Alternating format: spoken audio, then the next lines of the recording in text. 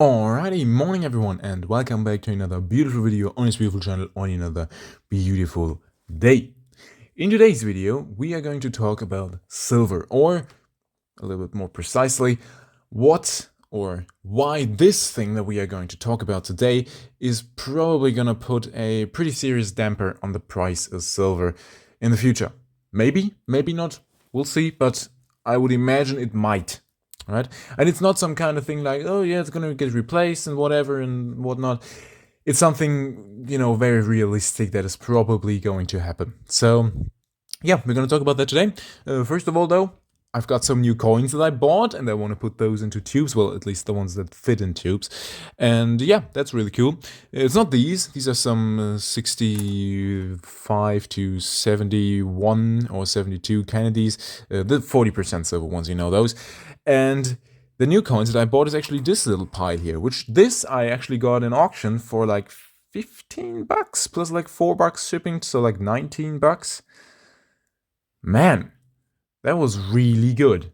I rarely ever buy stuff for very cheap because I'm usually a little bit late to stuff like that. But the person that auctioned these off on somewhere on the internet, I don't even know which website it was, they didn't really put a lot of keywords in there, and I had to ask about every single coin, if it was real, how much it weighed and stuff like that.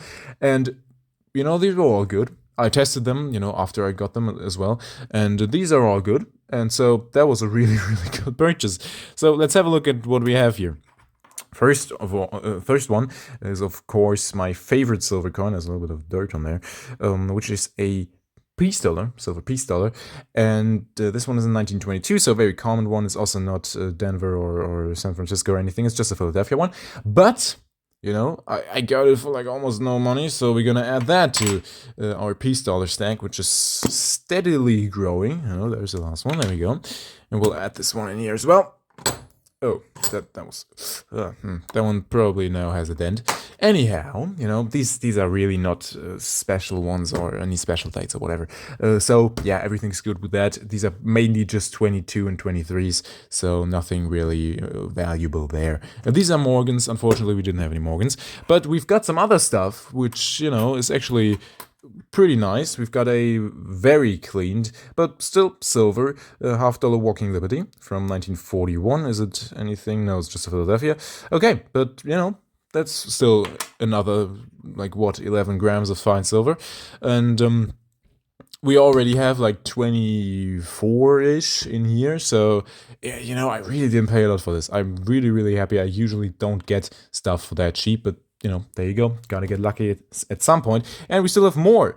We've got an Indian head cent. I don't know what these are worth. 1901. I don't know if there's a mint mark somewhere here. Can't really tell. It's probably supposed to be there, isn't it? So I don't think that this one has a mint mark. But I don't know. Is this worth anything? I don't know. It just was, in the package. So I thought, cool. That's kind of nice. I don't actually have one of those. So very epic. Then we've got a Mercury dime from 1944, which that's going to be a little bit of silver, right? And it's actually in pretty good condition, I think. Let me know, is that pretty good condition or is that more like meh condition? I think it's pretty nice. Anyhow, I'm very happy about that. Then we've got a Barber quarter from 1903. I don't think that's a particularly, desirable date. Is there a mint mark on there? Can't really tell. If you can see it, good for you. Anyhow, Barber quarter, very, very worn, but anyhow, cool. And remember, I got all of that for $19, including shipping. Like 15 and then $4 shipping or something like that. And then we've got a, what are you, 1903? We got a 1903 something. I actually didn't have a look at this one. I thought it was just another Barber dime or whatever, but it's not. It's something different, isn't it? Looks different to me. If you know what this is, because most of you are Americans, so let me know, right? I'm very interested in that. It's very worn, so I can't really tell. It certainly is 5 cents, but besides that, I don't know. But it doesn't matter because these are basically all freebies. Because the $19, yeah, it's even less than I would usually pay for a peace dollar. I would usually pay like up to $29 for a peace dollar. really great offer, in my opinion. So yeah, there's that. And we also have, just in case you were wondering, Australia's most dangerous box jellyfish is what this coin is called. So now, silver price and the damper on the same. Now, most of you probably already know that the world is in a not so great economic state because politics nowadays basically only consists out of we have to stop climate change, which is something that you can't do because this earth only exists because of climate change. What we need to maybe slow down is the fast progression of climate change, but no one ever gets that because that doesn't get you votes, right? So anyhow, that's the main agenda nowadays, and there are also some smaller ones like, other stuff that's, in my opinion, not that relevant if you've got things like war and, rampant inflation and other things like that you could deal with first. But anyhow, right? That's the main political stuff that's going on in the world, and so it's very unlikely that it's going to get a lot better in the next couple of months or maybe years as far as world economies go. And so, what does that mean? Silver, as most of you probably know, is a very industrially heavy metal. Like, it's very heavily used in industrial purposes. In fact, it's mainly used in industrial purposes. Our investment and money-saving purposes are a very minor part of the global silver usage over most years, right? So the problem with that is if economy slows down, or the economy slows down all over the world, which it is actively doing right now because we're too stupid to actually vote people into power that would do anything against that. So that's an issue, right? Now, the problem with that, silver used in a lot of industries. As the economy slows down, industries slow down.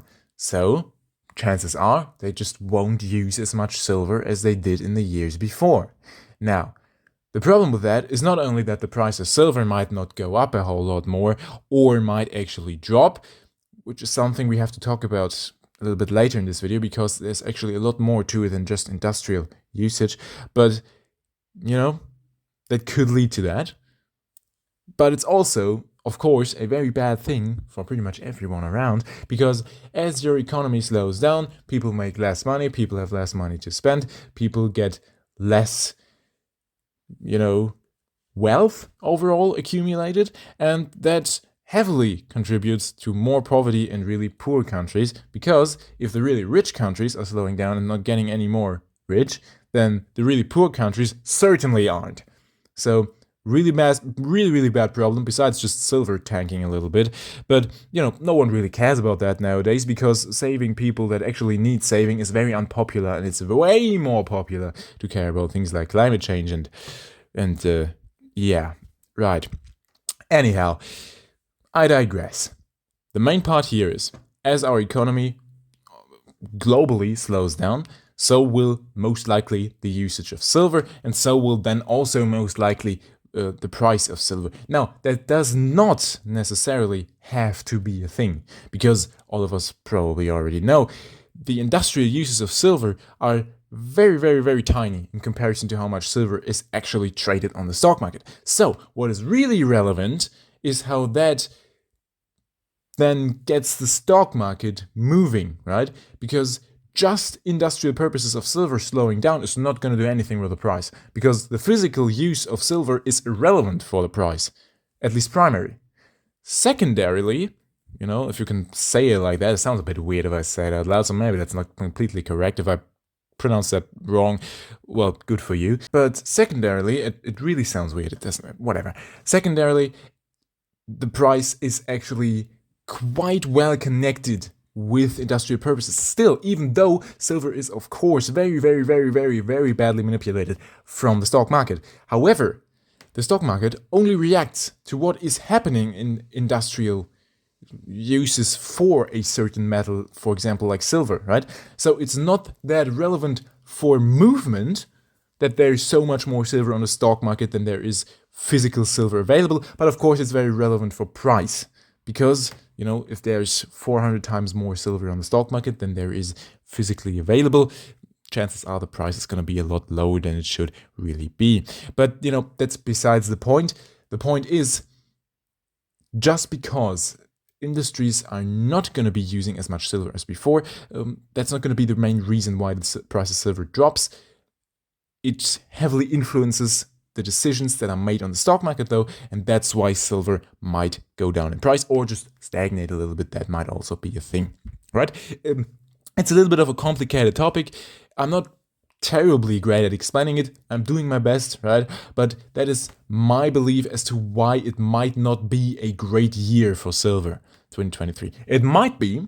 It very well might be. And if times are going to get even worse with this stupid effing war that they can't just bloody well end, it's a really emotional topic for me. I just don't get why this war was necessary. It's completely stupid in my opinion. And it might get worse. It might get worse because now people are sending tanks there, which is great because that's not a declaration of war. No, not at all. Never. If someone would send tanks against me there, I would take that. I wouldn't take that personally at all. So, yeah. Now, I don't really want to get into that topic too much, but that might be a main reason why the situation might end up a lot different than I think, right? Why the price of silver might actually go up a lot more than it has been. Because, silver nowadays also mainly is a security for money, right? And the stock market knows that. And the people that are trading it there know that. So whenever something bad happens, silver profits from that pretty immensely, usually, just as gold does. So, I don't know, right? Technically, just looking at the current situation, if it doesn't get any worse, which is very unlikely with the governments that are implemented all over the world nowadays, it's very unlikely that it's going to not get worse. But if it doesn't get any worse, then I do think that because of the slowdown of global industrial uses for silver, not only for silver, but for all kinds of resources, right? You get the point. It's not just about silver.